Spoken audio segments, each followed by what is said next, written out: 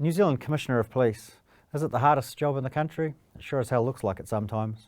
So it's a real pleasure to have Andrew Costa on campus today. Commissioner, what's the style of policing that you aspire to? What are you trying to instill in the New Zealand Police? There are a lot of answers to that question, I guess. The concept that we're most talking about is the idea of policing by consent. This is not a new idea. It actually was given to us about 200 years ago by Sir Robert Peel, who established modern policing. Distinguishes our style of policing from ones that are more based on an armed constabulary, more of a force than a service. Yep. So with policing by consent, what we're saying is policing needs to be legitimate. That means people need to perceive it as effective. The way we go about our policing needs to be something that takes the community on board, because safety comes when the community is brought into the goal. Yeah, and we've seen examples of that, haven't we, in recent times, certainly internationally, where this has been a real problem, where the trust in the police can fall down, Black Lives Matter and the like. Do you look at that with some concern? Yeah, totally. And look, it's actually, it's not great for those countries, but it's really good for us in New Zealand to be able to look overseas and see where it's gone wrong. Yep. And mostly where it's gone wrong is where there's been real perceived inequity and unfairness in the way policing's gone about its business, whether it's been perceived to target particular groups, or whether the level of force being applied exceeds what's reasonable in the circumstances. So all of those things play into this idea of policing legitimacy, policing by consent. The trust and confidence in New Zealand Police, relatively speaking, is incredibly high in New Zealand, actually. Yeah. Is it mid-80s, early 80s, somewhere around there? Depending on how you survey it, but it's certainly around 80%. So you must be very pleased with that. There's still 20% to go, or 20% I'm sure you'd like to improve if possible, because the New Zealand Police aren't perfect, are they? And we've had some reports recently about cultural problems, bullying and the like. We've had Dame Margaret Baisley's report historically, in more recent times Debbie Francis's review, and now this IPCA investigation into this. How do you see these issues? And more importantly, how do you solve them? Like, what are you doing about it? For us to be a healthy organisation that's able to go out into our communities and serve with the right outlook and mindset, it has to be good inside of police. Yeah.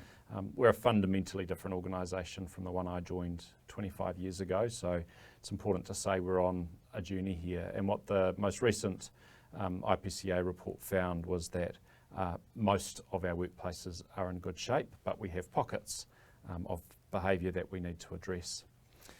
We did a survey in parallel jointly with the IPCA, and what that found was more than 80% of our people say police is a great place to work.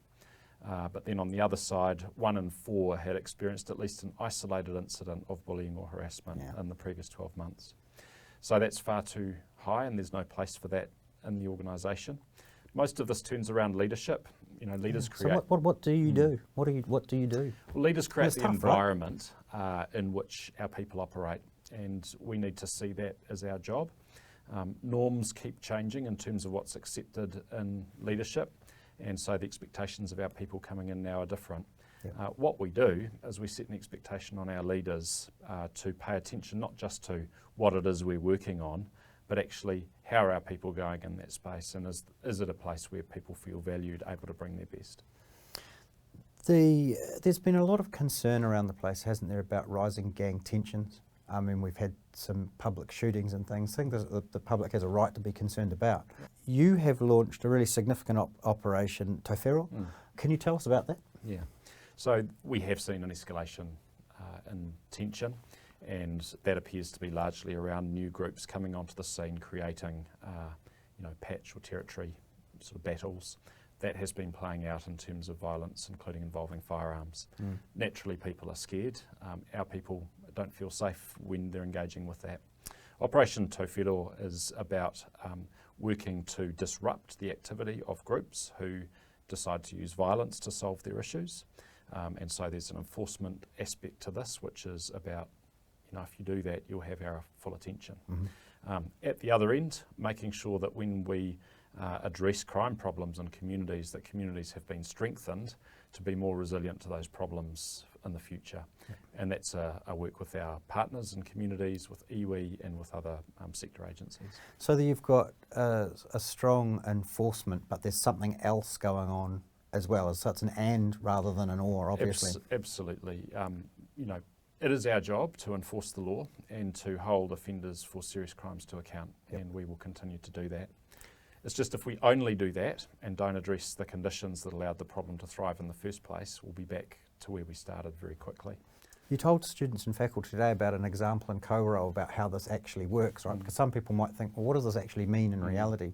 Can you tell us about the co-roll example? Yeah. So the operation in Kawerau was Operation Notice, and that was a long-running organised crime investigation that had a difference.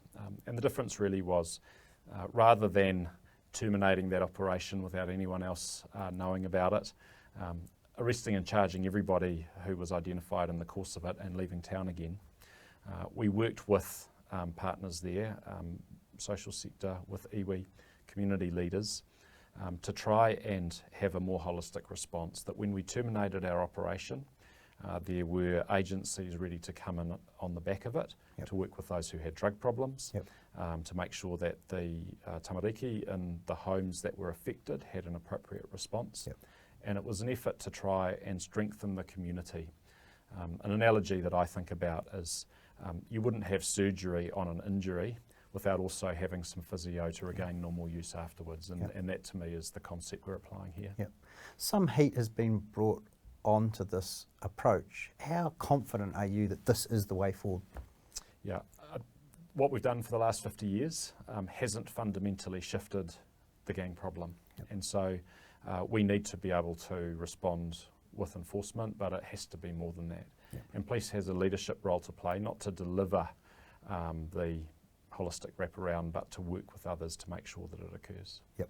And this is about ultimately about breaking intergenerational offending and things like that, trying and looking 10 years down the track, that we may be in a better place than we are now, right? Look, absolutely. These things, gangs don't move around a lot. In fact, it's many of the same whānau and the same homes and places who are drawn into this generation after generation. So if we want to be successful, somehow that cycle needs to be broken. You're just about 1 year into a 5-year tenure. 5 years is actually a reasonable length for a commissioner. When you look back in 5 years' time, what do you want to see in the police? What are the fundamental differences that you would like to see? Our mission is to prevent crime and harm through exceptional policing. And so if I can leave knowing that we are operating in ways that are fit for purpose to achieve that outcome based on the best evidence available, that would be one measure. The other is that we are policing truly by consent of all of our communities, and that means that people appreciate what they do, and they value what we do, and they trust us, and they feel that the way we go about that is the right way. And for our people, that they're able to bring their best to their work, that they feel valued, and that enables them to go and do their best out there. On a personal level, Commissioner, I do think the approach is the right one. I really do. I think it's evidence-led, and I think it's incredibly intelligent, and I think it's a breath of fresh air. I think you've got your job cut out for you, but I certainly wish you all the very best, and thank you so much for coming to campus today. Thank you very much.